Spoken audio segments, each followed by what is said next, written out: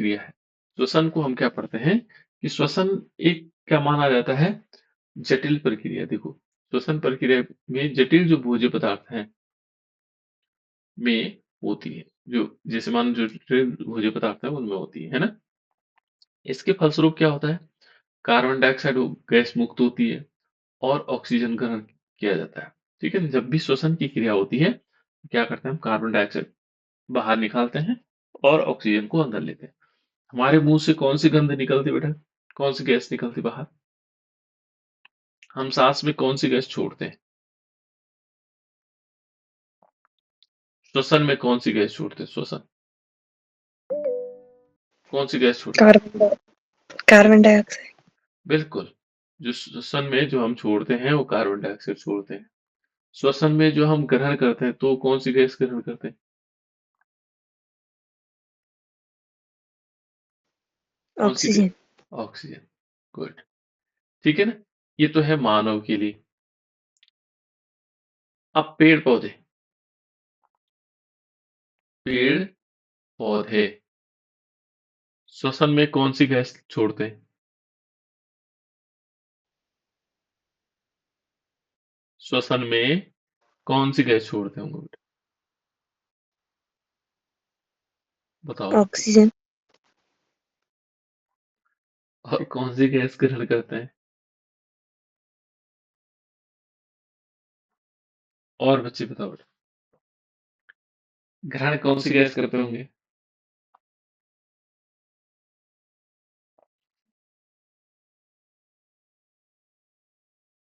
बोलो। Carbon dioxide. बिल्कुल। देखो यहाँ पर थोड़ा कंफ्यूजन होता है और सारे बच्चे भी गलती करते हैं, है ना बेटा। ऐसी गलती नहीं करनी।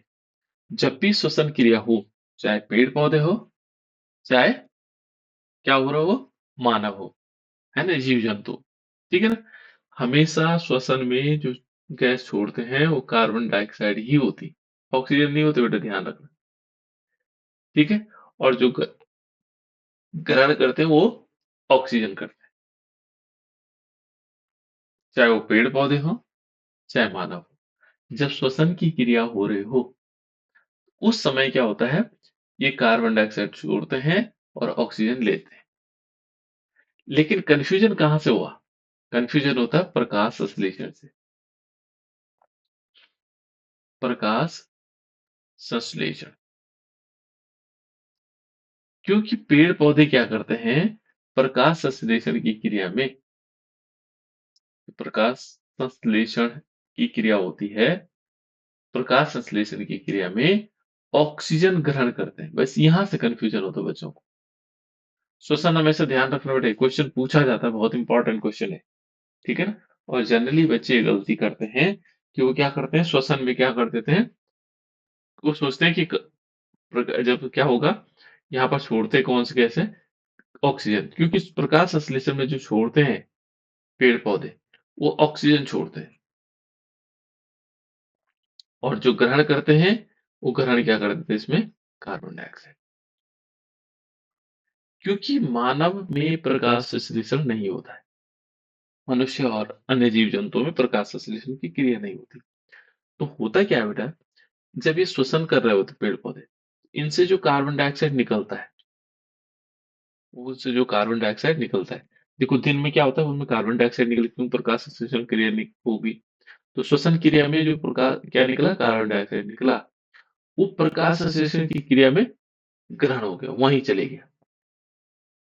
दिन में क्या हुआ कि पेड़ पौधे कार्बन डाइऑक्साइड छोड़ रहे थे, कब, श्वसन की क्रिया में। लेकिन साथ साथ क्या, कौन सी क्रिया चल रही, प्रकाश संश्लेषण। कौन सी अभिक्रिया चल रही थी बेटा, प्रकाश संश्लेषण। तो इसके जो छोड़ा हुआ कार्बन डाइऑक्साइड वो कहाँ यूज हो गया, प्रकाश संश्लेषण में। तो इसलिए क्या हमें दिन में क्या देता है, पेड़ पौधे ऑक्सीजन ही छोड़ते हैं। हम सोचते हैं कि श्वसन क्रिया, श्वसन क्रिया अलग है बेटा। श्वसन में हमेशा ध्यान रखना कार्बन डाइऑक्साइड ही छोड़ेगा, ठीक है। लेकिन यहाँ पर क्या होता है, प्रकाश संश्लेषण क्रिया चल रही होती है, तो वो क्या करते हैं, प्रकाश संश्लेषण में उसका उपयोग हो जाता है, वो यहाँ चले जाता है प्रकाश संश्लेषण क्रिया, है ना। और इसलिए हमें क्या दिन में पेड़ पौधे ऑक्सीजन छोड़ते हैं। लेकिन रात को क्या होता है, रात को क्वेश्चन पूछा भी जाता है कि रात को पेड़ों के नीचे नहीं सोना चाहिए, क्यों नहीं सोना सोना चाहिए बेटा, क्यों नहीं सोना चाहिए रात को पेड़ों के नीचे? कोई बताएगा?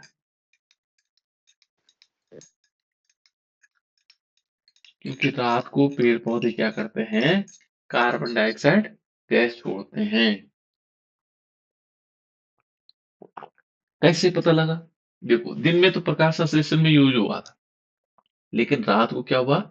जो प्रकाश संश्लेषण क्रिया नहीं होती है, और प्रकाश संश्लेषण क्रिया नहीं होती तो केवल कार्बन डाइऑक्साइड श्वसन क्रिया हो रही होती है। श्वसन क्रिया तो रात को होती है ना? तब वो कार्बन डाइऑक्साइड छोड़ते हैं पेड़ पौधे, और तब कोई लेता नहीं है इनको, ऑक्सीजन कहाँ से लेगा? है ना? ये कार्बन डाइऑक्साइड लेगा नहीं, क्योंकि इस समय रात को क्या करते हैं? केवल श्वसन क्रिया करते हैं, प्रकाश संश्लेषण, और दिन में प्रकाश संश्लेषण होता है।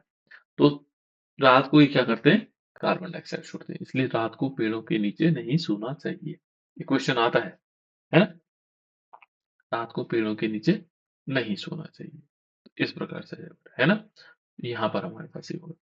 अब देखो, श्वसन की प्रक्रिया में जटिल भोज्य पदार्थों में होती है। इसके फलस्वरूप कार्बन डाइऑक्साइड गैस मुक्त होती है और ऑक्सीजन को ग्रहण किया जाता है।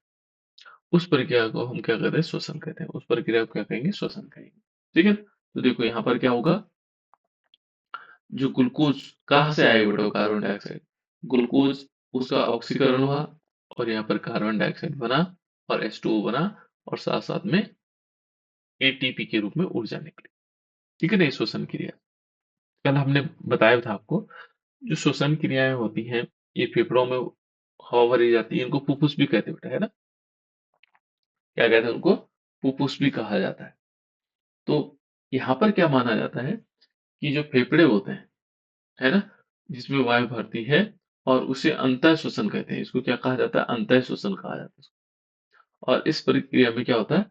वक्ष गुहा, अधर तल, डायफ्राम विश्राम अवस्था में गुंबज के समान बना देता है। गुंबज जैसे ऐसे ऊपर की तरफ आ जाएगा, ऐसे गुंबज बना देगा ऊपर की। ये डायफ्राम है, मैंने बताया था आपको, डायफ्राम है ना? ये डायफ्राम तो कैसे बना देता है? गुंबज के आकार का बन जाता है। ठीक है ना? एक प्रकार से गुंबज बना देता है। गुंबज तो जानते हैं आप लोग, ठीक है ना? गुंबज की तरह बन जाता है, ऊपर की तरफ आ जाता है डायफ्राम, है ना? तो डायफ्राम क्या होगा? गुंबज की तरह बन जाएगा। यहाँ पे देखो, वह प्रक्रिया जिसमें क्या होगा? वो जिसमें वायु फेफड़ों में भरती है, और उसे अंतः श्वसन कहते हैं। जिसमें वायु क्या होगी? फेफड़ों में भरेगी, तो उसे क्या कहेंगे? अंतः श्वसन कहेंगे। उस किसमें भरी? फेफड़ों में, है ना? और इस प्रक्रिया में वक्ष गुहा, अधर तल पर डायफ्राम विश्राम अवस्था में गुंबज के समान होता है। देखो, ये गुंबज के समान ऊपर चला गया है। ठीक है ना? गुंबज के समान हो जाता है। और जब पेशियां सिकुड़ती हैं तो डायफ्राम चपटा हो जाता है। फिर वो चपटा हो जाएगा, ऐसे सीधे चपटा हो जाएगा, जिससे वक्ष गुहा का आयतन बढ़ जाता है। उसका आयतन बढ़ जाएगा, और फेफड़े क्या होने लग जाते? फूलने के कारण फेफड़ों में वायु का दबाव कम हो जाता है, और इससे वायु का दबाव कम होगा। इसलिए क्या होगा? वायु फेफड़ों के अंदर पहुंचती है, और फिर क्या होगी? वायु फेफड़ों के अंदर आने लगे। ठीक है? किसी को दिक्कत आ रही है बेटा? मेरी आवाज तो आ रही है ना आप लोगों को? Yes, sir. ठीक है ना? इस प्रकार से हो जाता है, ये श्वसन की प्रक्रिया है। ठीक है? इस प्रक्रिया में देखो बेटा, यहाँ पर हमने बताया था, श्वास नली होती है ना? नासाद्वार होता है, मुख गुहा होता है, ग्रसनी भी इसके अंतर्गत आता है, कंठ भी इसी के अंतर्गत आता है ना? ये उपास्थियां होती बेटा। जैसे आप गले में लगाओगे, तो ये हड्डियां है ना, ये हिलती हैं। कभी हाथ लगा के देखो, तो हड्डियां क्या होती है? हिलती है ना? तो उनको उपास्थि कहते हैं। ठीक है? यहाँ पर देखो, ये क्या है? ये फुफ्फुस है। फुफ्फुस का मतलब होता है फेफड़े, है ना? ये फेफड़े है हमारे पास। ये यहाँ पर जो दो बने हुए हैं, एक फेफड़ा यहाँ से ये बना हुआ है ना, और दूसरा इधर की तरफ बना हुआ है। ये इस रिब्स के अंदर होते हैं। रिब्स का मतलब पसलियों के अंदर होते हैं। बाहर से ऐसे रिब्स टाइप की बनी होती है ना? और यहाँ पर दे देखो, ये है श्वसनी। श्वसनी है। श्वसनी जो है भागों में बढ़ती है, तो वो होते हैं श्वसनिकाएं। ठीक है ना? यहाँ पर देखो श्वसनिका श्वसनिका के रूप में फैल जाती फिर, और श्वसनिका फैलती फिर कूपिका कोश में, है ना। इस 3-4 पार्ट हैं इसके श्वसन, मानव श्वसन तंत्र के। ठीक है। निश्वासन क्या होता है? निश्वासन होता है जिसके द्वारा क्या होता है, द्वारा वायु फेफड़ों से बाहर निकलती है। अब वायु हम सांस बाहर निकालेंगे तो उसको क्या कहा जाएगा बेटा? उसको कहा जाएगा निश्वासन। यानी कि जो वायु है फेफड़ों से वो बाहर निकलेगी। वायु क्या होगी? किससे बाहर निकलेगी? फेफड़ों से बाहर निकलेगी, तो उसको क्या कहा जाता है? निश्वासन कहा जाता है। मीन्स इस प्रक्रिया में क्या होगा? वायु शरीर से बाहर निकलेगी, तो उस प्रक्रिया को क्या कहा जाता है? निश्वासन, है ना। यानी कि श्वास जो है हमारे शरीर से बाहर निकलना है, तो उसको हम क्या बोल रहे हैं? निश्वासन। तो निश्वासन में क्या होगा? वायु का बाहर निकलना, है ना। देखो जिसमें क्या होगा, जिसके द्वारा वायु फेफड़ों से बाहर निकलती है उसे क्या कहा जाता है? निश्वासन कहते हैं, है ना। इस दशा में क्या होगा? जो वक्षीय गुहा का आयतन क्या हो जाता है? कम हो जाता है। जो वक्षीय गुहा है, ये जो कैविटी है, इसका आकार क्या होगा? कम हो जाएगा, आयतन कम हो जाएगा, और फेफड़ों पर दबाव पड़ता है जिससे वायु बाहर आ जाती है। फेफड़ों पर जैसे दबाव पड़ेगा वायु बाहर आ जाएगी, है ना। ये होता है इसकी प्रक्रिया में। देखो अब वायवीय श्वसन, श्वसन दो प्रकार के होते हैं। एक होता है वायवीय श्वसन, दूसरा होता है अवायवीय श्वसन। तो पहले हम वायवीय श्वसन में देखते हैं बेटा। तो वायवीय श्वसन में क्या होता है कि वह प्रक्रिया देखो, श्वसन की वह क्रिया जो ऑक्सीजन की उपस्थिति में होती है उसको क्या बोलेंगे? वायवीय श्वसन। श्वसन की वह प्रक्रिया जो ऑक्सीजन की उपस्थिति में होती है। किसकी उपस्थिति में होती है? ऑक्सीजन। उसे बोलते हैं बेटा हम वायवीय श्वसन। पूछा जाता है वायवीय श्वसन किसे कहते हैं, तो अब याद रहेगा किसे कहेंगे बेटा वायवीय श्वसन? जो ऑक्सीजन की उपस्थिति में होती है ना। वह श्वसन क्रिया जो ऑक्सीजन की उपस्थिति में होती है उसको क्या बोलेंगे? वायवीय श्वसन। और इस वायवीय श्वसन में क्या होगा? इसके द्वारा क्या होगा? श्वसन पूर्णतः कार्बन डाइऑक्साइड में टूट जाता है। ठीक है ना। इसके द्वारा हम क्या कर सकते हैं? श्वसन में पूर्णतः कार्बन डाइऑक्साइड में टूटेगा और काफी मात्रा में ऊर्जा उत्पन्न हो। ठीक है ना। यहाँ पर जो ग्लूकोज है वो श्वसन द्वारा पूर्णतः टूट जाएगा और क्या बनाएगा? काफी मात्रा में ऊर्जा उत्पन्न होगी, जो एटीपी के रूप में संचित हो जाती है। किस रूप में संचित होती है ऊर्जा? किस रूप में होती है बेटा संचित? जो ऊर्जा हमारी संचित होगी वो किस रूप में होगी?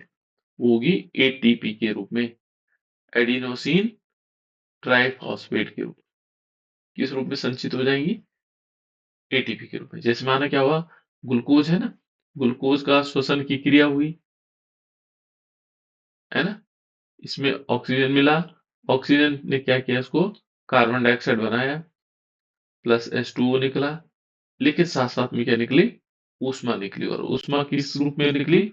वो ऊर्जा निकली, और ऊर्जा जो है उसने क्या कर दिया? एटीपी के रूप में संचित कर दिया, एडिनोसिन ट्राइफॉस्फेट के रूप में इसका भंडारण कर दिया, संचित कर दिया।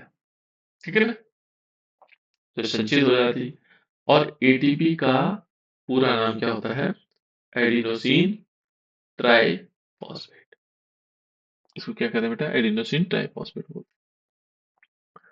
और इसके बाद ये कहता है कि श्वसन, इस श्वसन के दौरान क्रेब्स चक्र, एक चक्र होता है बेटा इसमें, क्रेब्स चक्र। जब आप बड़ी क्लास में जाओगे तो एक क्रेब्स चक्र होता है, क्रेब्स चक्र पूर्ण होता है। श्वसन के दौरान कौन सा चक्र पूरा होता है? क्रेब्स चक्र, जो माइटोकॉन्ड्रिया में होता है। कहाँ होता है ये? जो क्रेब्स चक्र होता है कहाँ होता है?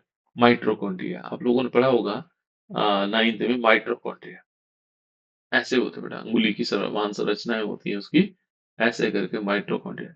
इसी में श्वसन की प्रक्रिया होती है ऐसे। इसमें क्या होता है? श्वसन की प्रक्रिया होती है। श्वसन की प्रक्रिया कहाँ होती है? माइटोकॉन्ड्रिया, है ना। ध्यान रखो। और देखो वायवीय श्वसन के दौरान ग्लूकोज को निम्न प्रकार से निरूपित किया जाता है। देखो ये हम ग्लूकोज को ऐसे दिखाते हैं, ठीक है ना। और यहाँ पर कहा जाता है, देखो, माइटोकॉन्ड्रिया कोशिका का में माइटोकॉन्ड्रिया कोशिका में वायवीय श्वसन का स्थान होता है। अब आपसे प्रश्न पूछा जा सकता है कि वायवीय श्वसन का स्थान कहाँ है? जहां पर वायवीय श्वसन हो रहा है वो कहां पर हो रहा है? कहां पर होगा बेटा? वो होगा माइटोकॉन्ड्रिया में। कहां पर होगा? माइटोकॉन्ड्रिया।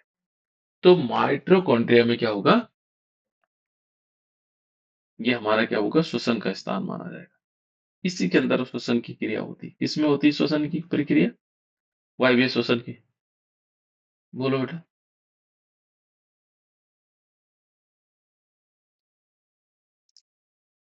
वायवीय श्वसन में वायवीय श्वसन किस स्थान में होता है?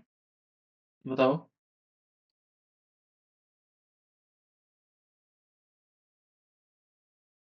कहां पर होता है बेटा? वायवीय श्वसन कहाँ होता है? कोई बच्चा बता दो। तो दिखा हुआ अभी सामने। माइटोकॉन्ड्रिया में। बिल्कुल, वेरी गुड, माइटोकॉन्ड्रिया में, है ना? तो वायवीय श्वसन कहाँ होगा? माइटोकॉन्ड्रिया में। ठीक है, तो ये आ जाएगा। इसको हम माइटोकॉन्ड्रिया।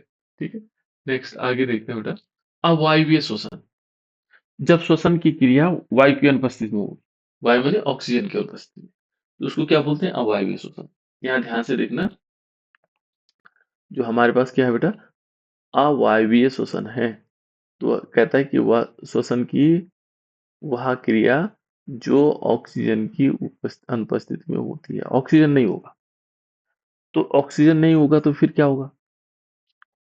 देखो, ये कहता है सूक्ष्म जीवाणुओं से, जैसे ईस्ट हो गया, को ग्लूकोज को भोजन भोजन एथेनॉल और कार्बन डाइऑक्साइड में तो होता है। यहाँ पर क्या होता है कि देखो, इसमें क्या अनुपस्थित है? ऑक्सीजन अनुपस्थित है। और जब ऑक्सीजन अनुपस्थित होता है बेटा, तो इसका तब भी क्या होता है? श्वसन क्रिया तब भी होती है, लेकिन इसमें क्या होता है? कुछ पदार्थ बनते हैं। देखो, यहाँ पर मान लीजिए हमने लिया C6H12 और O6 लिया, और क्या होगा? हमारे पास क्या होता है? कोशिका द्रव्य में, कोशिका का जो द्रव्य होता पदार्थ है, कोशिका के कोशिका के द्रव्य में कोशिका के पदार्थ में, है ना, द्रव्य में, यहाँ पर होती है एक प्रोसेस होती है, उसको बोलते हैं ग्लाइकोलिस ग्लाइकोलिस्ट, है ना? और इससे क्या बनेगा? ये बनेगा पाइरूवेट। पाइरूवेट, ये पदार्थ बनता है पाइरूवेट। ठीक है ना? फिर क्या होगा? जब ये पाइरूवेट बन जाएगा, ये पाइरूवेट बने हुए, फिर ये क्या होगा? ऑक्सीजन की अनुपस्थिति में, यहाँ क्या होगा? ऑक्सीजन की अनुपस्थिति। तो जब ऑक्सीजन की अनुपस्थिति होगी, तो यहाँ पर होगा ईस्ट। ईस्ट छोटे छोटे दाने के रूप में रहता बेटा, है ना? और ये क्या कर देगा? इसको, जो पाइरूवेट है, उसको उससे बना देता है 2 मॉलिक्यूल CH3CH2OH। क्या नाम है बेटा इसका?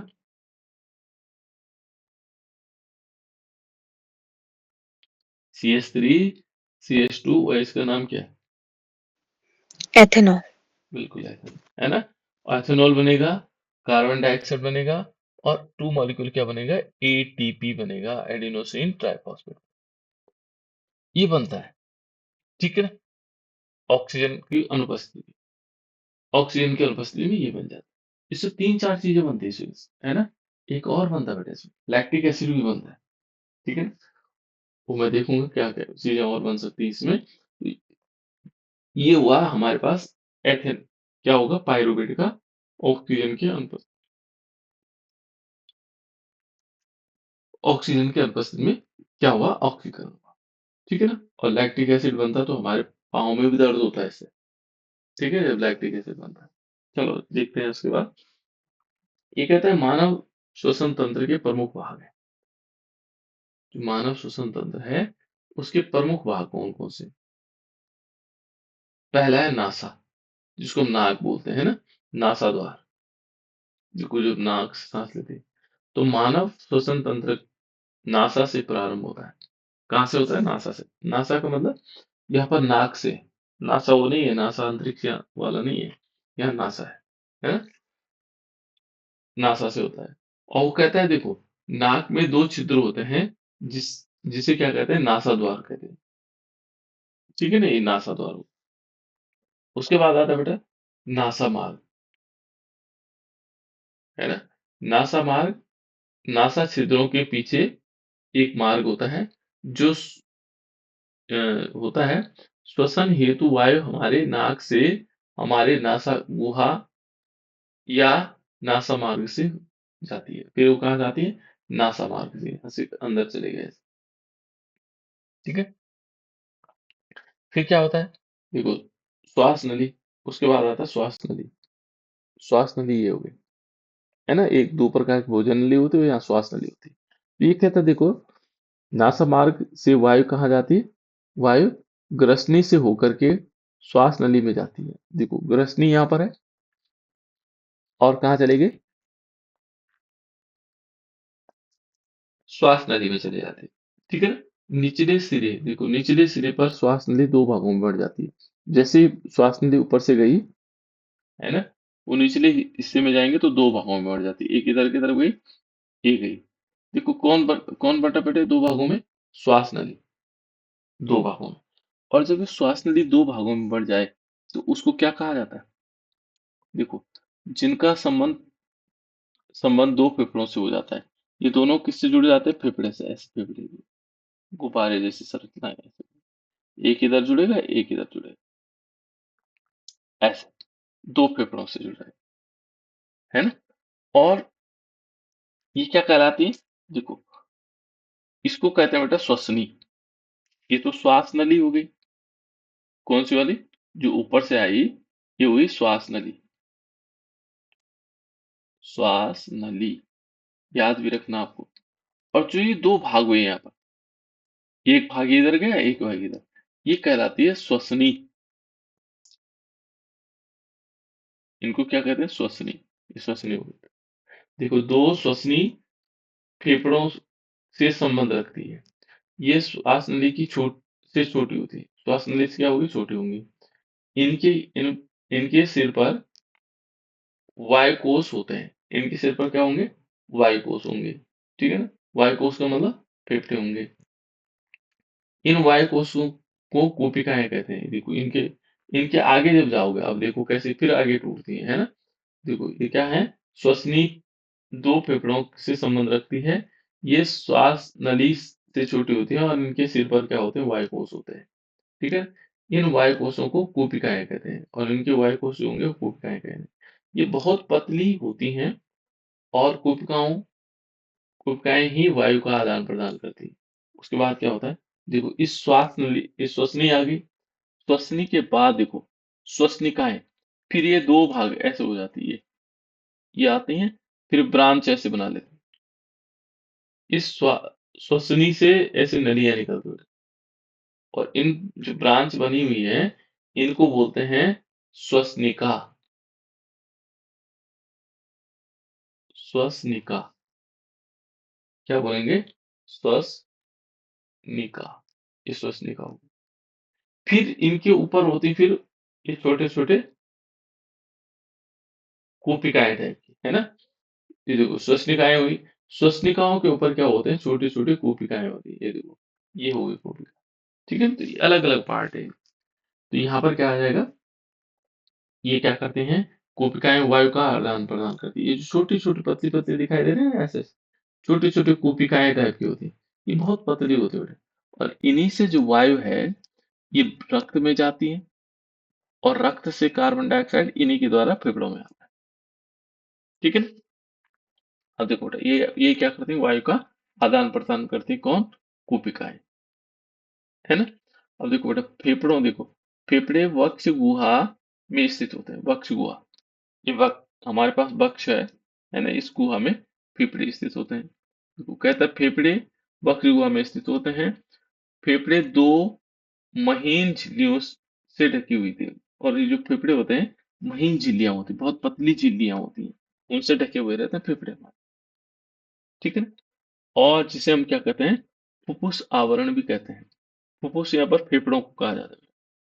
क्या कहते हैं इसको, फुफ्फुस आवरण कहते हैं। और फेफड़ों, देखो, फेफड़ों, फेफड़े क्या होते हैं, पसलियों के पसील पिंजरे होते हैं। ठीक है ना, और पसील पिंजरे होते हैं। उसके बाद एक है इसमें लाइव डायफ्राम।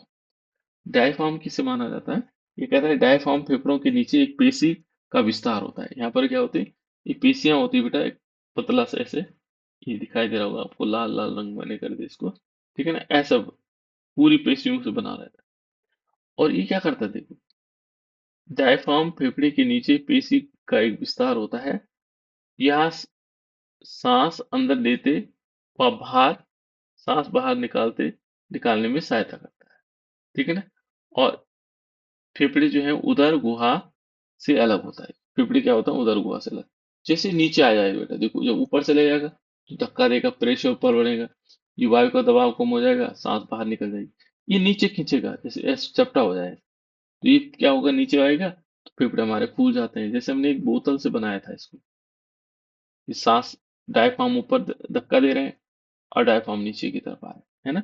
फिर एक बार बनाएंगे इसको, तो इस प्रकार से क्या होता है, ये फेफड़ों को दिखा सकते हैं। ठीक हो गया, ये बेटा, तो आप समझ में आया।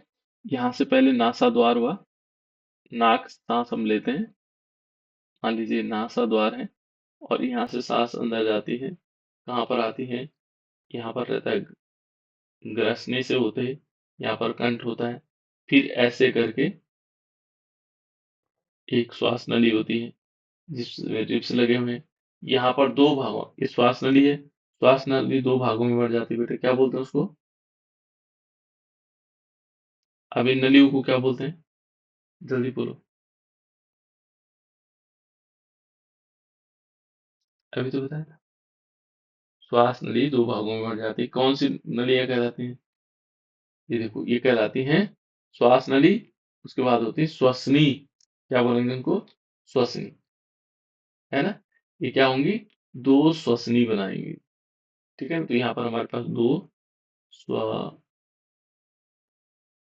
दो श्वसनी हो गई। ठीक है ना। अब ये श्वसनी क्या होंगी, ये फेफड़े पे जुड़ी रहते हैं, फेफड़े, मान लो ये फेफड़े हैं, है ना, दो थैले जैसी संरचना, हम ऐसे भी चित्र बना सकते हैं बेटा। देखो ऐसे चित्र बनेगा, है ना, फेफड़ों का। किताब में तो घिस पिस कर रखा, उन्होंने रिप्स भी लगा रखे हैं, है ना। यहाँ पर ये है श्वास नली, क्या है, श्वास नली। ठीक है ना। उसके बाद आ गया श्वसनी। अब श्वसनी जो है अंदर जाती हैं, फिर इनसे छोटी छोटी नलियां निकलती हैं। इन नलियों को क्या कहते हैं, श्वसनी से भी अंदर जाकर के ऐसी छोटी छोटी नलियां निकलती हैं। इनको क्या कहते हैं बेटा, श्वसनिकाएं,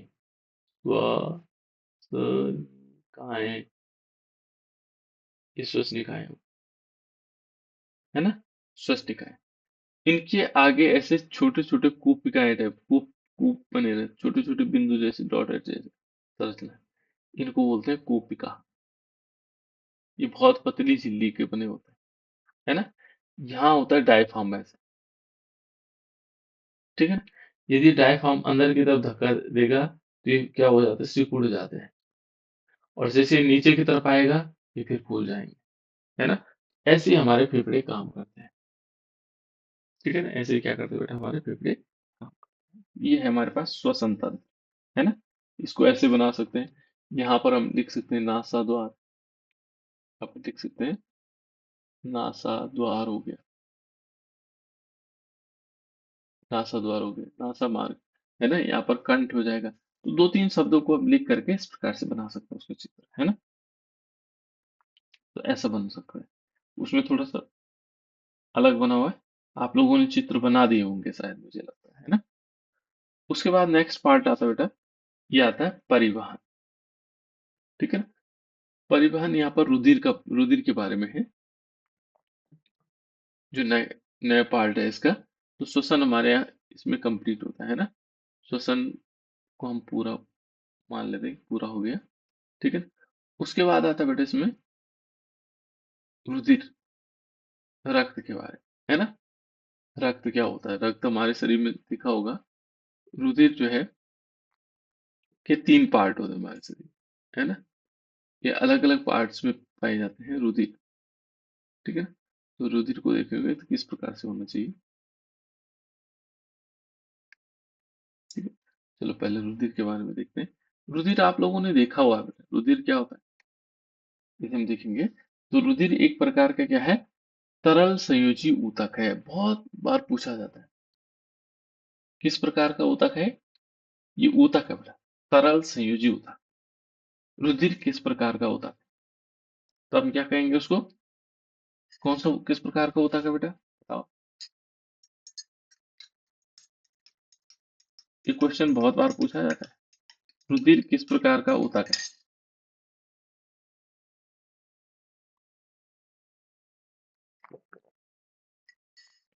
किस प्रकार का ऊतक है बेटा। तरल संयोजी ऊतक। हाँ, ये बोलना है आप लोगों ने, है ना।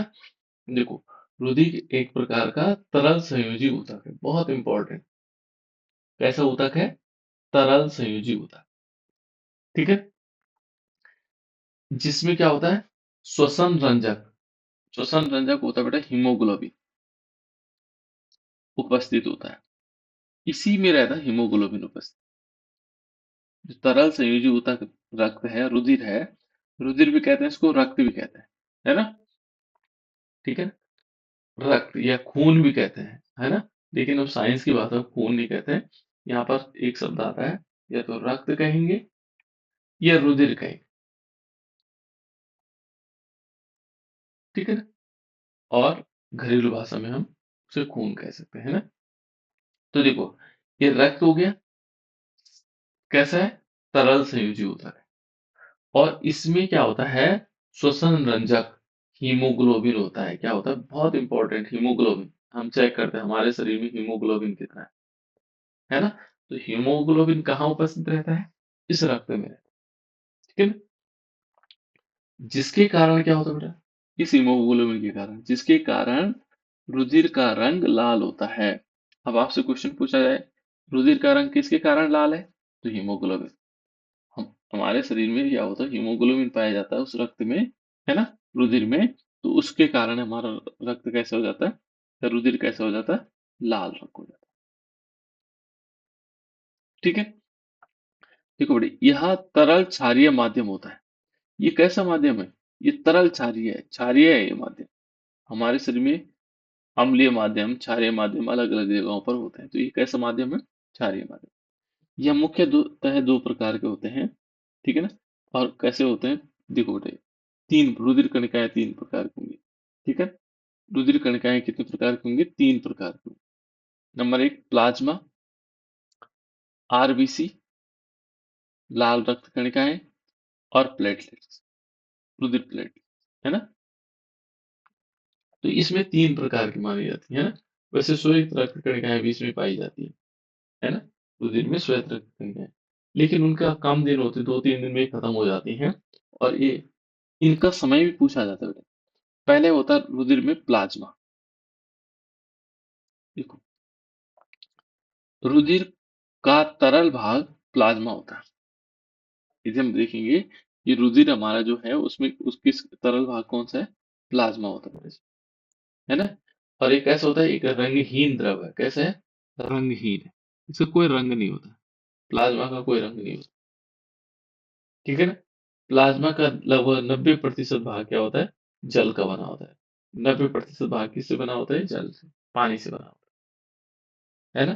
तथा प्रोटीन, लवण, हार्मोन्स आदि दूसरे भागों में ले जाते हैं। मतलब ये कौन कौन से, प्रोटीन हो गया, लवण हो गया, हार्मोन्स, इनको दूसरे भागों में ले जाते हैं। जैसे एक भाग से दूसरे भाग तक पहुंचाने का काम कौन करता है, ये प्लाज्मा करता है।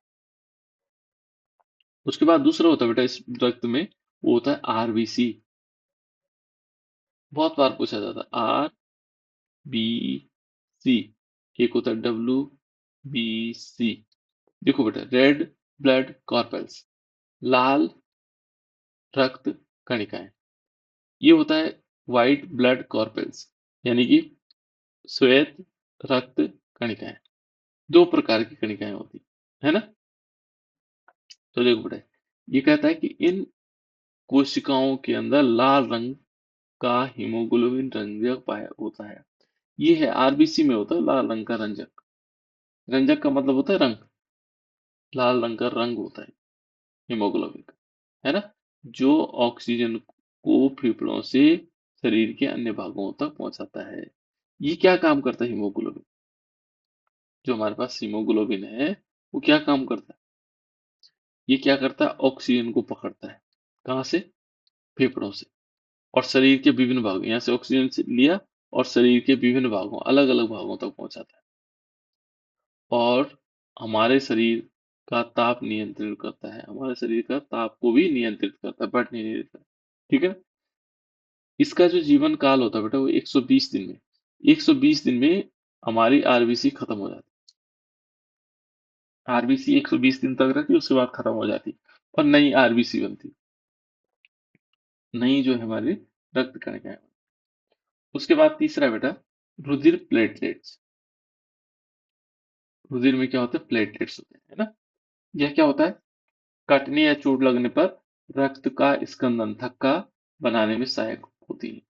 और इसका रंग देखो, इसका निर्माण लाल अस्थि मज्जा में होता है। किसमें होता है? लाल अस्थि मज्जा, अस्थि मज्जा में होता है। सिंपल हम अस्थि मज्जा कह सकते हैं इसको, कि अस्थि मज्जा में इसका निर्माण होता है। तो यहाँ पर हमें ध्यान रखना, ये तीन हमारे पास इंपॉर्टेंट है। ठीक है ना, रक्त कणिकाएं, ये हमारे पास इंपॉर्टेंट चीज है। ठीक है बेटा, तो आज इतना ही